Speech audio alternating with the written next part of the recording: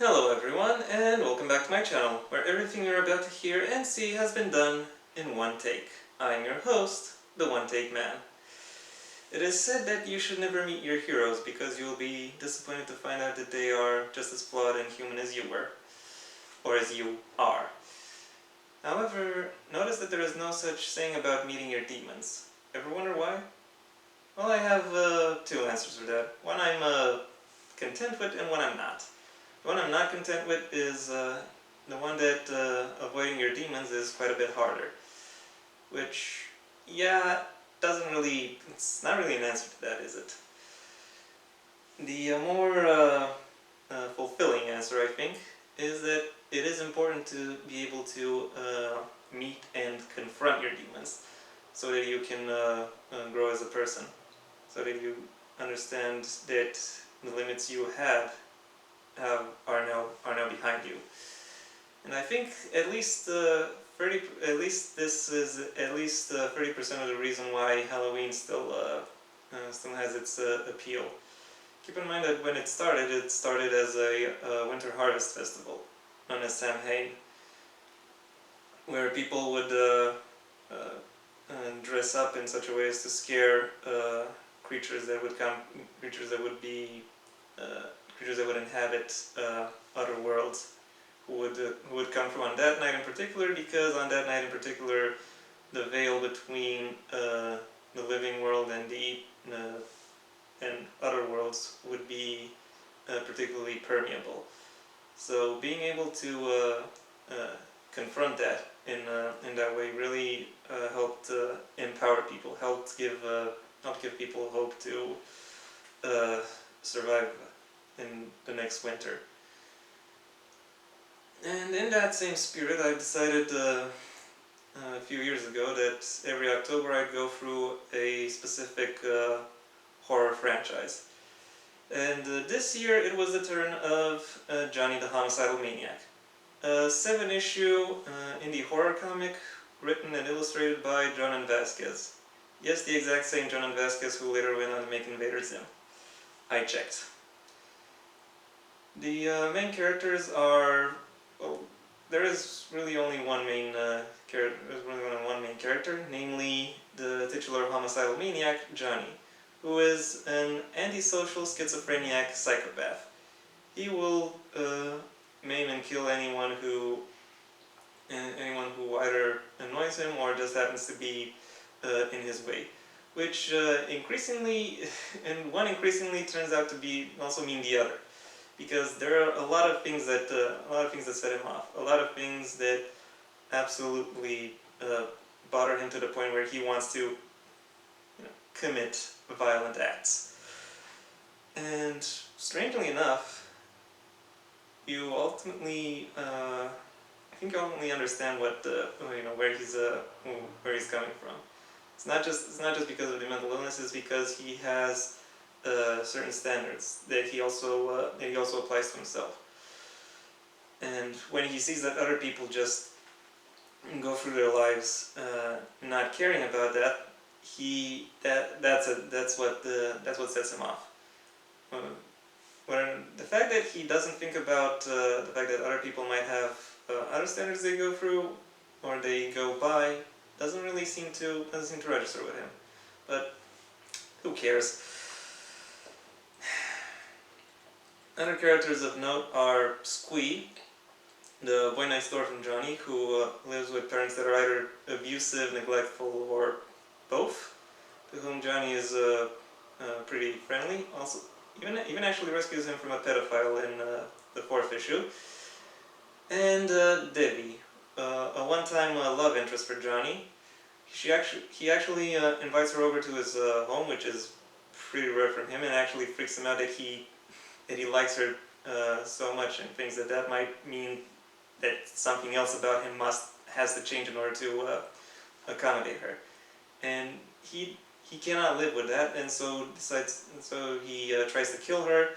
She escapes, and then throughout most of the rest of the series, she lives in the fear that he might come back after her and finish the deed. After a while, after several issues, I think it's actually in the last issue, Johnny finally reaches out to her and calls her, and he tries to apologize for trying to kill her, and she's like, "No, I do not want you. No, I will not. I will not forgive you. I will not. I do not want to be back in your life. In fact, I want you to stay as far away from my life as possible." So yeah, that's her overcoming her demon right there. In probably one of the most uplifting scenes in the entire comic. And yes, one of the most, because there are actually more than one in this supposed horror comic. Okay, it's not a supposed horror comic. It definitely is. Definitely does go into horror, and also pretty very types of horror. Because when you hear the title, your initial thought is that it's just it's just blood, it's just gore, it's just disembowelment or whatever. And to be fair, there is a lot of that going on, but it is not the only thing that's going on. There is also the concern we have for Johnny himself, and the forces at play over him. It's not just his perspectives and his morality that we get to see. It's also what brought him to that. We see that he actually has that his standards are actually based on on a personal philosophy. He has he has he has principles that are based on ideas he adheres to, ideas he values. The fact that these ideas don't prevent him from committing terrible violent acts is kind of interesting. It was at least interesting enough to drive to pull me through the story. Other characters are mainly various victims of Johnny, various figures from vignettes. More on them in a second. And I'll have to say the manifestations of his schizophrenia. The Doughboys and the Stuffed Rabbit, who all speak in their own voice. Later on over the series, it was revealed that the Doughboys, at least, aren't really manifestations of Johnny's psyche, or rather, they were once, but have been supplanted by some strange otherworldly beings who want to use Johnny's murders and his creativity, his imagination, his intelligence, which he very obviously has, in order to bring the being they worship into the regular world. Very Lovecraftian in that sense. And Johnny ultimately manages to overcome them. So again, he also beats his demons. It's unclear whether or not Squee manages to beat it. Will manage to beat his demons, because as of the at the end of the 7-issue run, he is still very much dependent on his parents. There are sequels or rather spin-offs to this comic series. Some of them focused on Squee himself, but I didn't really check them out. Sorry, I wasn't thorough enough. Aside from that, there is also a lot of humor in this book, because, like I said, Johnny is very easy to set off, and because of that, a lot of times his more gruesome acts are also very much over the top and almost cartoonish, and when you see how nonchalant he is, it comes off as genuinely darkly funny. Like I laughed a lot more than I cowered when I watched through the motion comic. Because yes, I watched through the motion comic. Sue me. And There was actually one very memorable scene in issue 3 where he is massacring an entire restaurant while listening to Ode to Joy. And at one point he stops and people are like, "Oh, he finally realized what he's doing." And Johnny is like, "No, the song is looping." Then he then he fixes it. The song goes back to normal, and he starts killing again. Like that's dark, but it's also funny. And that's not the only humor that comes up. A lot of other humor comes from the more absurd and surreal uh, small stories that come from the vignettes that accompany the main storyline.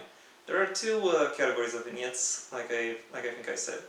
There are those with one-off characters, and there are two recurring vignette segments.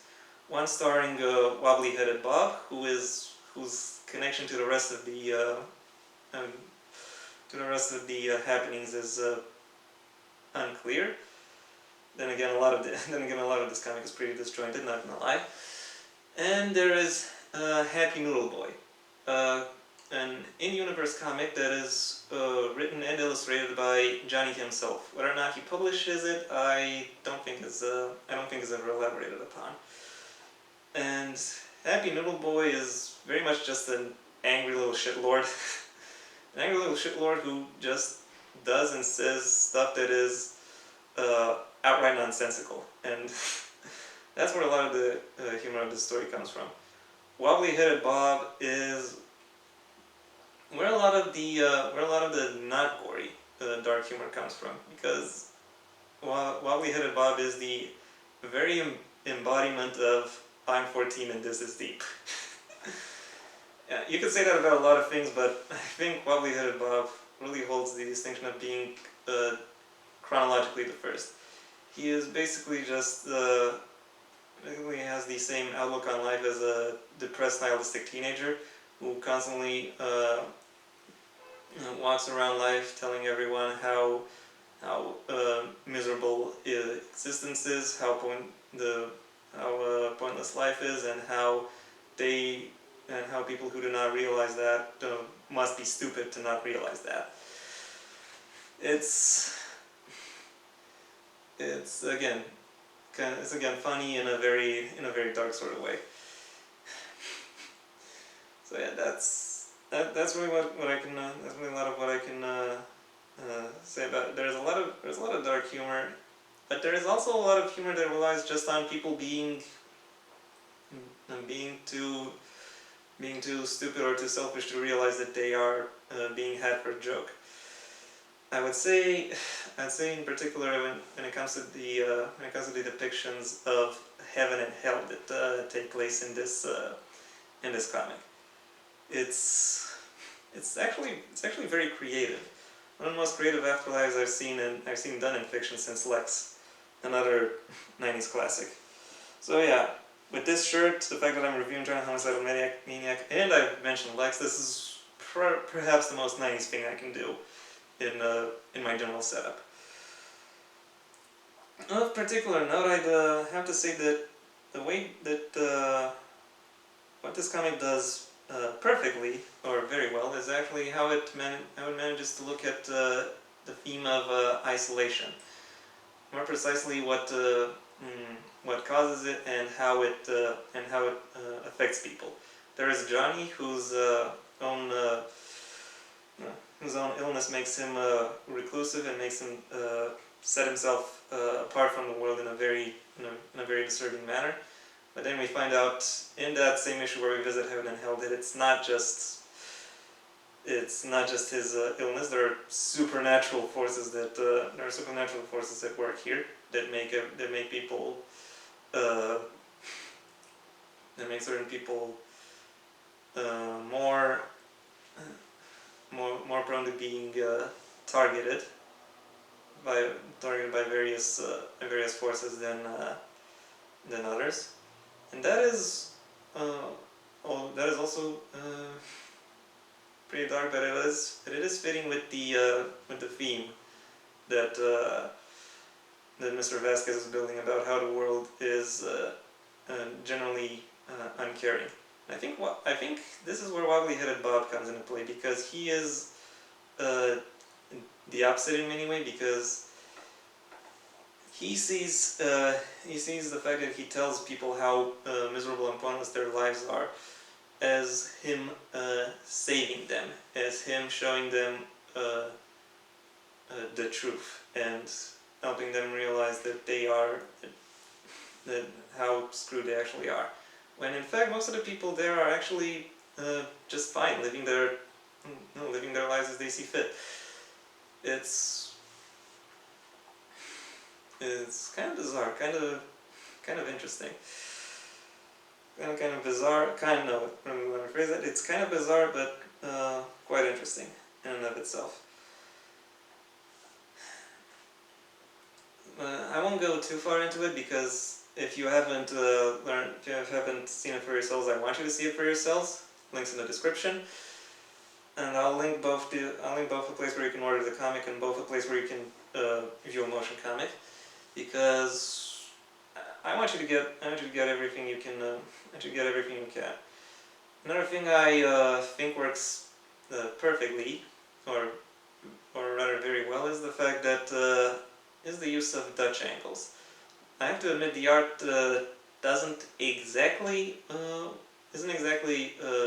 beautiful or very well done all the time, but I'll say the use of Dutch angles to convey the mood and the atmosphere and the intentions and desires of various people really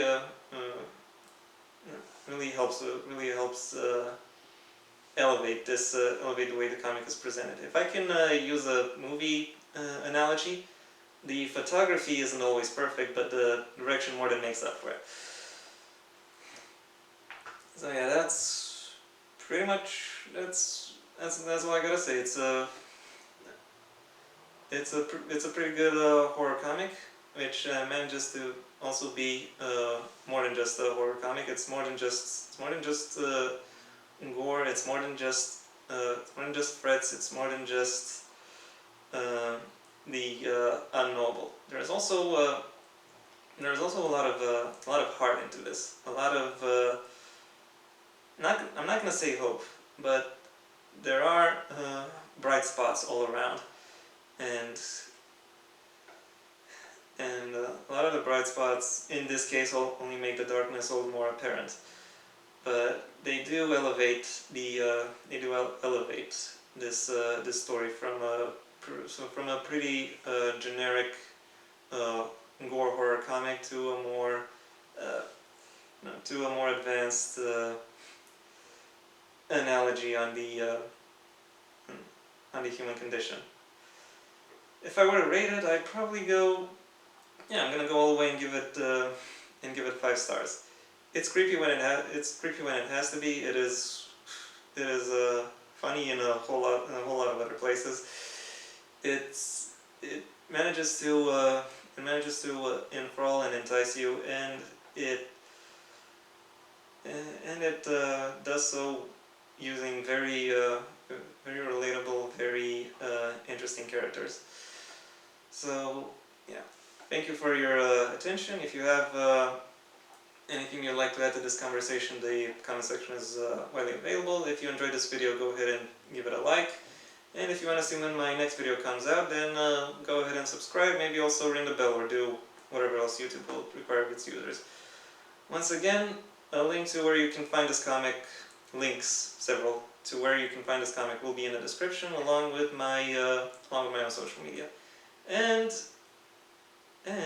I will also link Johnny's Twitter profile, because yeah, apparently this fictional character has a Twitter profile. Who knew? Until next time, I have been the One Take Man.